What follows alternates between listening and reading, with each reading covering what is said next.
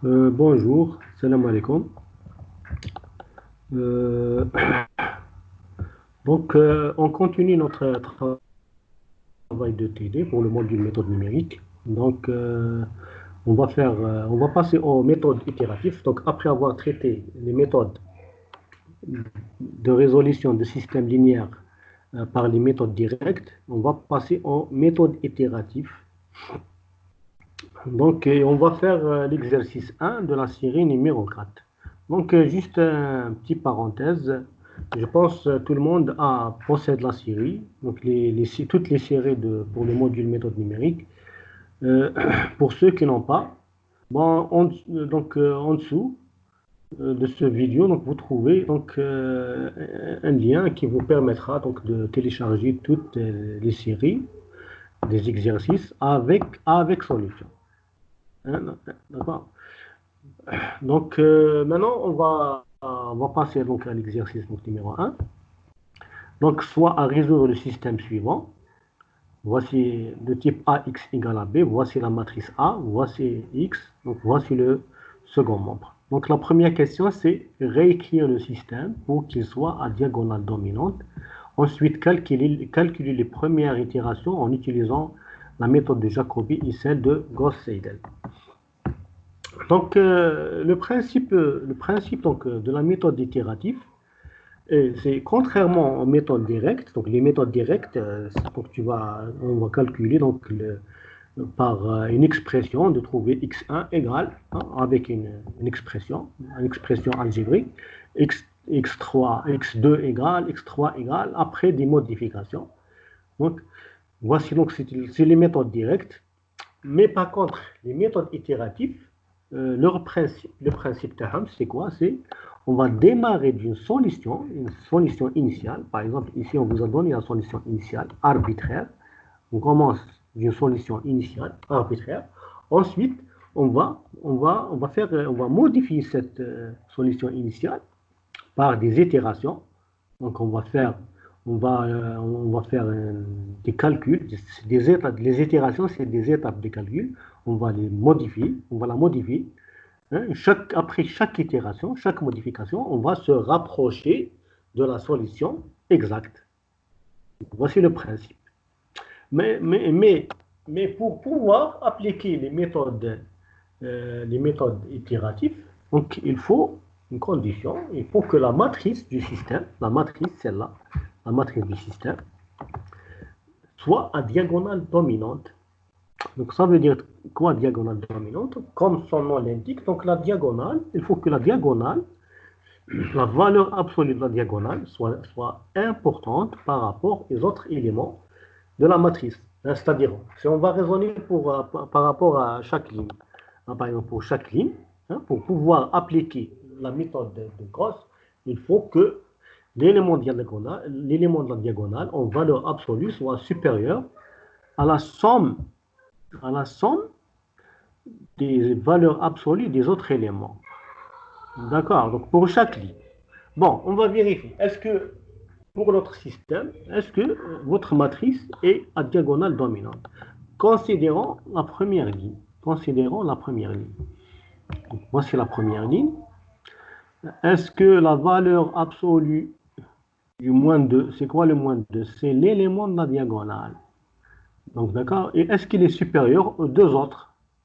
Est-ce qu'il est supérieur à 0 plus 10? Non, il n'est pas supérieur, il est inférieur.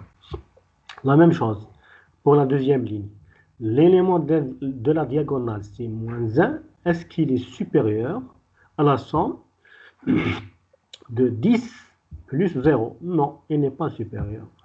De la même façon, est-ce que l'élément de la diagonale de la troisième ligne, qui est à moins 2, est-ce que la valeur absolue est supérieure à moins 1 plus 10? Non.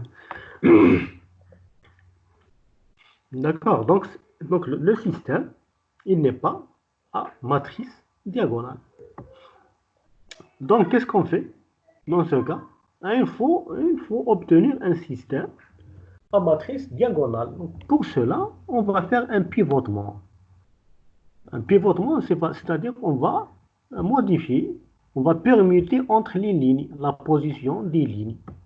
Parce que c'est un système d'équations. On sait que les systèmes d'équations, l'ordre des équations n'est pas important. Par exemple, la première équation, ترجعها deuxième, ou la troisième, ou la troisième, ترجعها deuxième, ainsi de suite. Donc on peut le faire.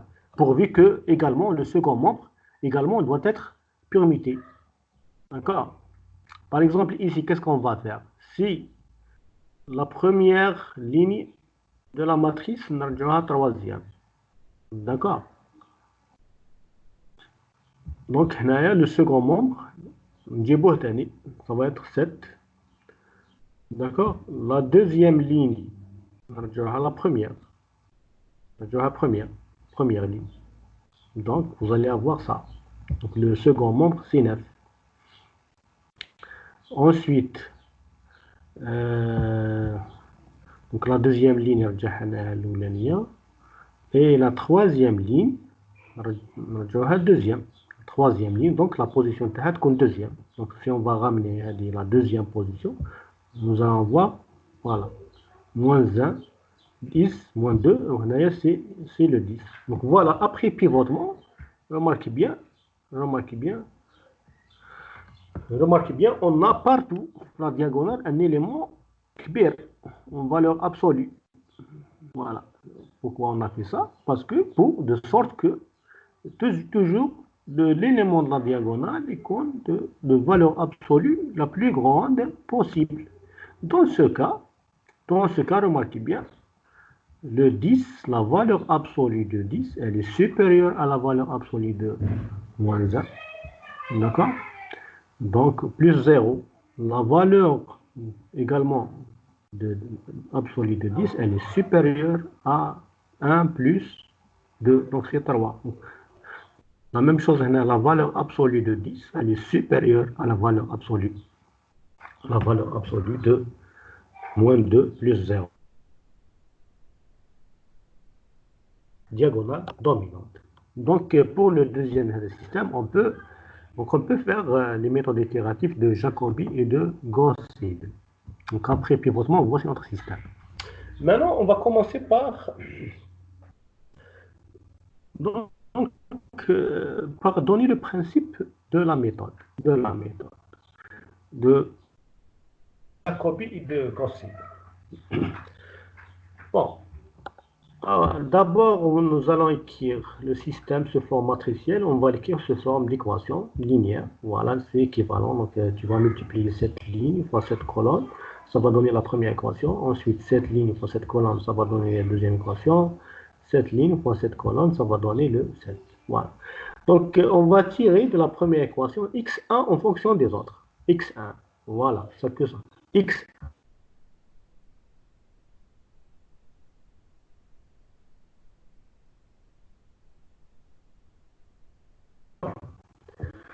de la deuxième équation, on tire x2 en fonction des autres. Voilà.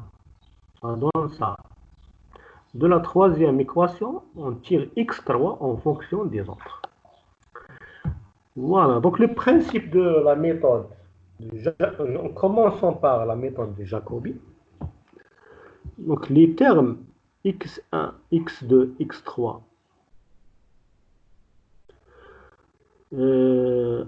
à gauche, hein, ils nous permettent de calculer la valeur de la solution, hein, à l'itération suivante. Et tout ce qui est donc à gauche, à droite plutôt, on prend les valeurs x2, x1, x3 comme étant connues de l'itération précédente. Bon, on va expliquer ça. Voilà, on va expliquer ça. Donc, la méthode de Jacobi donne la relation suivante. Bon, remarquez bien, donc c'est la même expression que celle-là, sauf que dans ce cas, la solution, je lui ai affecté donc un indice. Donc, remarquez, Naya, donc x1, c'est pas une puissance, mais tout simplement, c'est un exposant ça veut dire quoi? Ça veut dire x1 à l'itération k plus 1. x2 هذا, ça veut dire la valeur de la solution à l'itération k plus 1. D'accord? Pour x2, ça c'est l'itération pour x3 à l'itération k plus 1. Tout ce qui est à droite, c'est à l'itération précédente. Donc ici, l'exposant k, ça veut dire quoi? C'est l'itération, c'est la solution de x2 à l'itération précédente, il y a k. Parce que, il faut rappeler, donc le principe de la méthode de Jacobi, on connaît la solution à l'itération précédente, il y a k, d'accord? Et on cherche la solution à l'itération suivante en utilisant cette formule, cette expression. D'accord? Parce qu'il ne faut pas donc oublier, donc au départ quand même, qu'est-ce qu'on vous a donné donc la solution initiale. Voici la solution initiale. La solution initiale, on connaît donc x1, ça veut dire x1 égale à 0, x2 égale à 0, x3 égale à 0. Mais ça, c'est à l'itération 0, avant initiale. Donc, si on va appliquer ce schéma de Jacobi, à notre cas, donc on a à droite, tout ce qui est à droite, il est connu. Tout ce qui est 0, c'est la solution initiale. Donc, là, c'est 0. x1, x2, 0, c'est 0. x1, 0, c'est 0. x2, 0. x3, exposant 0, c'est 0. C'est 0. L'expression, ça nous permet de calculer x1, x2, x3 à l'itération, à la première itération, x1, voilà, l'indice, l'exposant 1, maintenant c'est l'itération 1. Voilà, donc cette expression, ça nous permettra, donc, on peut mettre les résultats sous forme de tableau. Donc le tableau, c'est K c'est le numéro de l'itération. D'accord? Numéro de l'itération. 0, c'est avant de commencer le calcul itératif, c'est-à-dire la solution k égale à 0 correspond à la solution initiale. K égale à 1, ça correspond à la solution à la première itération. 2, ça correspond à la solution à la deuxième itération. 3, ça correspond à la troisième itération, ainsi de suite. Et là, on verra si x1, x2, x3, la solution. Donc, voilà donc, donc 0, 0, parce que c'est la solution initiale, on a pris 0.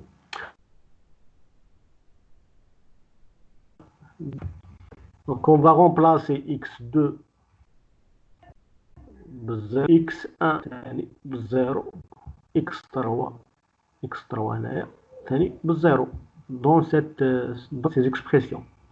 Donc si on va remplacer 0, x1, ça va donner 9 sur 10, 9 sur 10, donc 0,9. Bon, si on va remplacer 0, c'est 0, donc 10 sur 10, c'est 1. On va remplacer donc 0, donc ça va donner 0,7. Ça va donner 7 sur 10, donc c'est 0,7. Maintenant, voilà, on a terminé avec la première itération. On va passer à la deuxième itération. La deuxième itération, qu'est-ce qu'on va faire? On va passer à cette formule.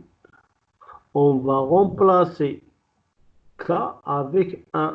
Donc, si vous voulez, x2, l'exposant ou les deux, en fonction de la solution avec exposant 1. Donc, on va remplacer.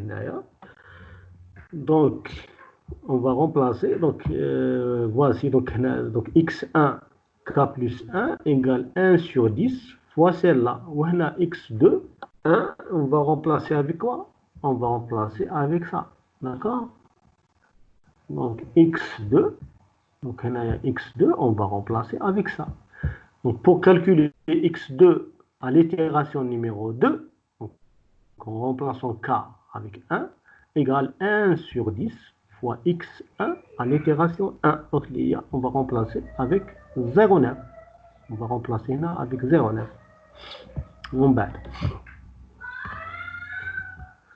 هنايا x3 il faut remplacer avec 0,7 avec la même chose pour x3 il faut égal 1 sur 10 fois ça donc il faut remplacer avec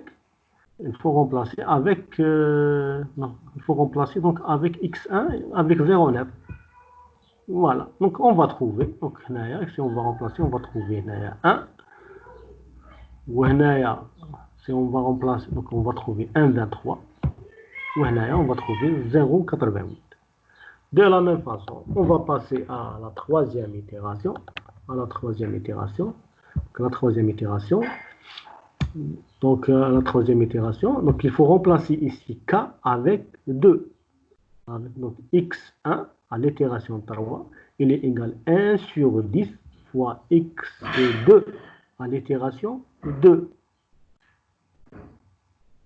Voilà, donc il faut remplacer avec ça. Donc, je répète, pour calculer x1 à l'itération 3, c'est 1 sur 10 fois x2 à l'itération. Donc, à l'itération donc 2, donc il y a donc 1,23 plus 9.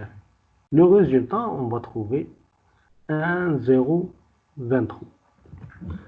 De la même façon, pour calculer x2 à la troisième itération, x2 à la troisième itération égale 1 sur 10 fois x1 k x1 à l'itération 2. Donc, qu'est-ce qu'on va remplacer? On va remplacer avec le 1.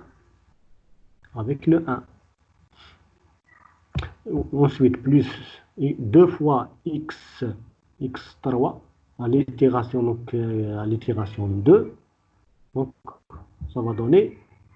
Donc, on va remplacer avec x3. Donc, on va remplacer avec 0,83. On va remplacer avec 0,88 plus 10. Le résultat, ça va donner 1,276.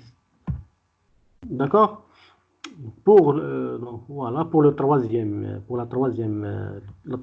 x3 à l'itération donc 3, c'est 1 sur 10 fois celui-là qui est égal donc 2 fois x1 à l'itération précédente, donc fois 1, on va remplacer par 1 plus 7, donc ça va donner 0. Voilà, donc après calcul, donc la troisième colonne, puisqu'on vous a demandé donc après 3 itérations, voici la solution obtenue après 3 itérations. Voilà. Donc x1 elle est égale à ça, x2 égale à 1,27, et x3 égale à 0,9. Voici la méthode donc de Jacobi. Donc on peut continuer donc on peut passer à la quatrième itération, cinquième itération. Voilà, donc, puisque nous, on va se limiter à 3, puisqu'on vous a demandé donc calculer les 3 premières itérations en utilisant la méthode de Jacob. Maintenant, on va passer en méthode de Gauss-Seidel. Donc, Gauss-Seidel, remarquez bien, donc, on va prendre, calculons d'abord x1 par la méthode de Gauss-Seidel. Donc, x1, il n'y a pas de différence entre. Il n'y a pas de différence pour la première solution, pour x1. Pour x1, donc k plus 1 égale 1 sur 10 fois x2 k plus 9. Donc remarquez bien, donc il n'y a pas de différence. La même chose. Si on va comparer entre Jacobi, pour le calcul de x1, il n'y a pas de différence. C'est la même chose. D'accord? Donc, passons à la deuxième itération. Donc, x2 à l'itération k plus 1, il est égal à 1 sur 10 fois, ici, la différence entre les deux. Donc, Jacobi, on va calculer x1 k de l'itération précédente. Mais pour Gauss-Seidel, le calcul que j'ai fait, remarquez bien, j'ai calculé x1 à l'itération k plus 1, juste après avoir calculé cette valeur, on va l'utiliser. Donc, remarquez la différence entre la méthode de Jacobi et de Gauss-Seidel, elle est là. Parce que juste avoir calculé x1 à l'itération k plus 1, juste après, hein, on va avoir la valeur je vais l'utiliser. Donc, remarquez bien la différence. Pour Jacobi, vous avez x1 à l'itération k, mais donc vous avez calculé 1 à l'itération k plus 1. D'accord? Donc, plus 2 fois x3, نخدم la valeur القديم parce que j'ai pas encore actualisé x3. Donc, voilà. Pour le troisième, x2k plus 1 égale 1 sur 10. Puisque vous avez x1, j'ai fait donc la mise à jour. Donc, je vais l'utiliser. Donc, je vais calculer 2 fois 1 sur 10 fois 2 fois x1, k plus 1 et non pas xk plus 7. Par exemple, maintenant, je vais appliquer donc, cette étape. Par exemple, je connais la solution initiale. x1 égale à 0, x2 égale à 0, x3 égale à 0 pour la première itération. Mais pour avant, la solution initiale, avant de faire des calculs.